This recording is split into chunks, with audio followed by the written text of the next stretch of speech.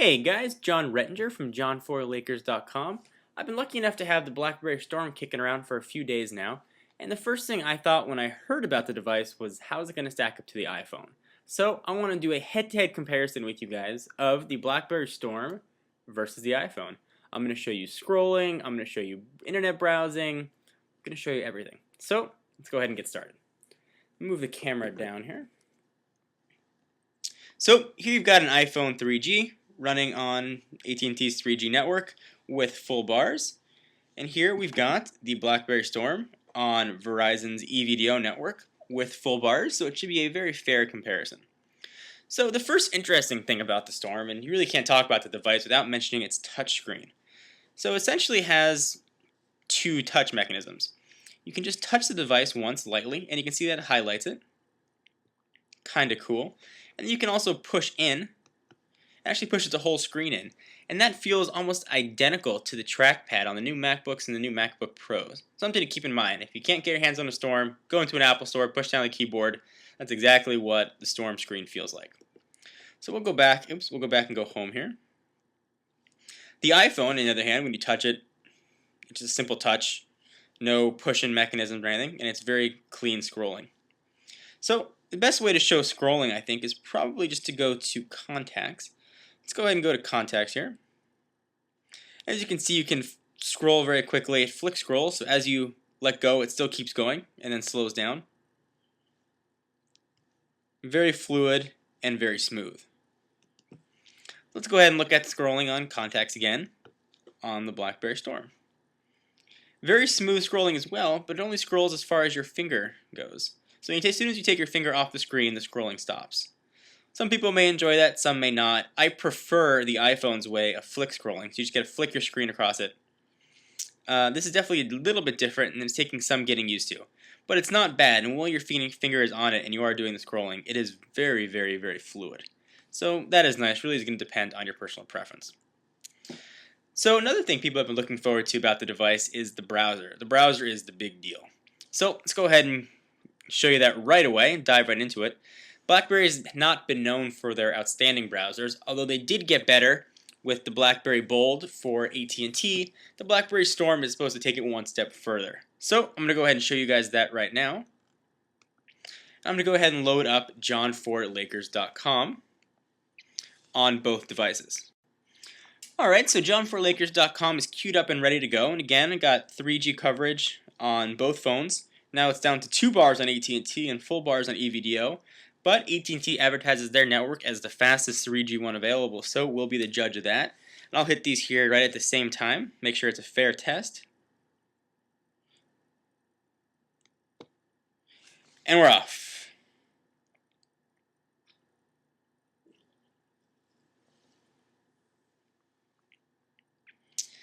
Looks like the Storm is loading it a little bit quicker, although the iPhone may catch up. Well, there's already text on the Storm. Oh, actually, the Storm is already done. It actually loaded up much quicker than the iPhone did. The iPhone is still loading. We'll let it finish up here. So scrolling while you're on the internet is very similar to scrolling, for instance, when you're in Contacts. It's a very fluid scroll, but it's only scrolls as far as your finger. For instance, the iPhone will do the flick scrolling, and it'll scroll as far as you flick it. For the iPhone, for zooming, you can pinch in and pinch out, and you can also double tap. While there is not a pinch in and pinch out zoom functionality, the Storm does have the double tap for zoom. You can zoom right in, and you also have zoom plus and zoom minus here.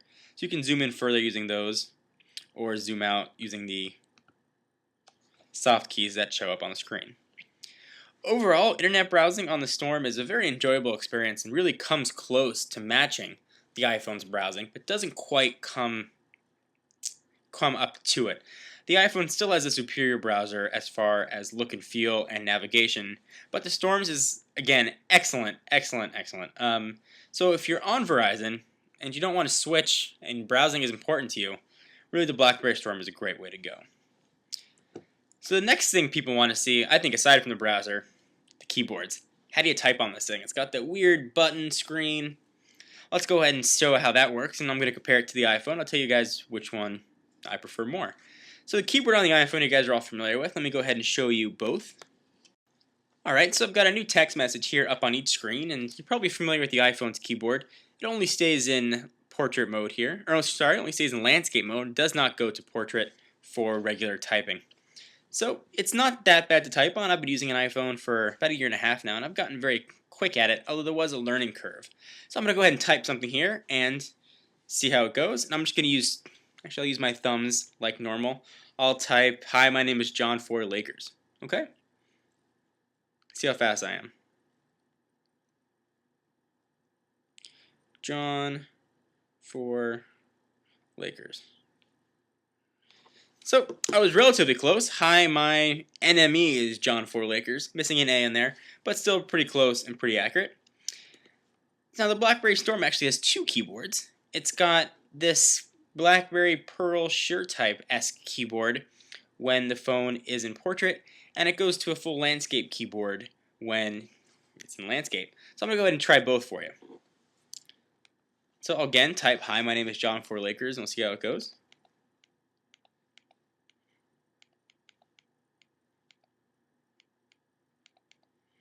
And again, it's not such a fair comparison because I've been using the iPhone for a while now, and I've only had this for a few days. Alright. "Hi, my name is John for Lakers." It actually was pretty quick and pretty accurate with the SureType keyboard. Let's go ahead and try that in the landscape mode. So I'll rotate it sideways. You see it changes right there. As you put your finger over a key, it actually glows blue, which is a kind of a cool effect. So go ahead and try typing it on this one, and I'll give you guys my preference in a minute after I show you. "Hi, my name is John for Lakers." Alright, so I got, "Hi, my name is Jin for Lakard." So not quite so accurate. I actually prefer typing on the Blackberry Storm when it's in SureType. The keys are a lot easier to type on. When you're on the iPhone and you're typing and you have your finger over a key, it actually highlights above it what you're typing. So you can see what key you're typing even when your thumb is over it. The Storm, it glows blue, but you can't necessarily see where that glow is coming from. So it's much easier to type, for me, in the SureType keyboard when you have a little more screen real estate to work with. Although, as you saw, typing in the SureType is actually pretty quick and relatively easy. I had a Blackberry Pearl beforehand, so getting used to this is a very nice adjustment. Let me go ahead and move this up and talk about the devices a little bit more. So, what should you get, an iPhone or a Blackberry Storm? And we'll go ahead and assume maybe price isn't an issue because they both come in at just about the same price at $199 for the 8GB iPhone and the Blackberry Storm. If you're on Verizon and you don't want to switch, the Blackberry Storm is a fantastic way to go. Absolutely fantastic way to go. If you're on AT&T and you don't want to switch, obviously the iPhone's an easy way to go. Those are really cut and dry situations. But what if your contract is up and you're on Sprint, or your contract's up and you're on AT&T or Verizon, and you give a choice with what phone you want to go with? Well, here's my recommendation. Email on the Blackberry is fantastic. Email on the iPhone, not so fantastic. I have mentioned it in plenty of videos that I'm not happy with the email service. So if email and messaging is paramount to you and browsing experience is secondary, go with the Blackberry. You won't be disappointed. If browsing is most important to you and email is sort of a secondary thing, then go for the iPhone. The browsing experience really can't be beat. Storage isn't really an issue either way. The Storm comes with an 8GB SD card, micro SD card rather, but you can up that to 16 gigs. So you can really get the same amount of storage both ways. They both have media players and photo viewers you can flick through. I'm not going to show you guys all that right now, but just know that all those features are there. The Blackberry Storm, actually I'll show you in a minute, does feature an app store, but it's not quite as robust as Apple's. Let me go ahead and show you guys that now, actually. So we'll go ahead and move that down. So it will get bigger, I assume, as the device becomes more popular. It was just released today to the public. So we'll hit the Blackberry menu and pull up the full menu here. You can scroll through up and down.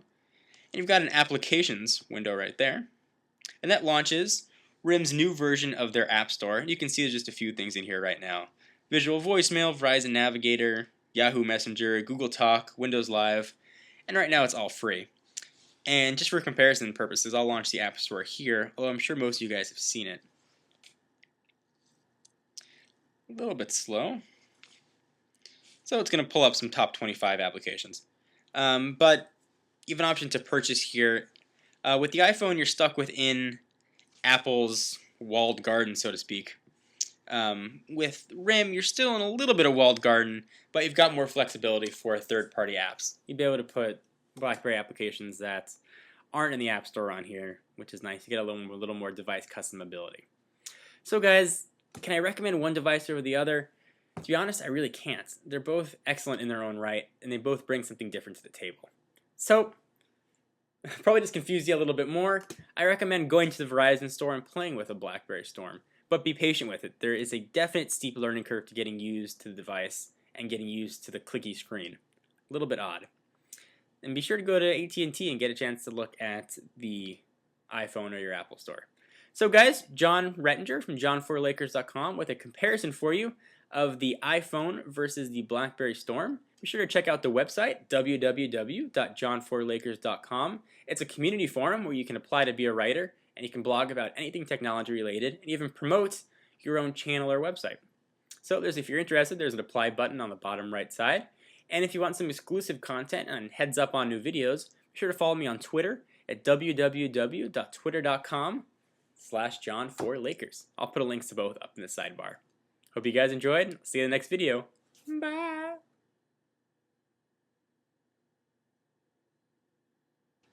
Just see how that looks there. Dun, dun, dun, dun, dun, dun, dun, dun, dun.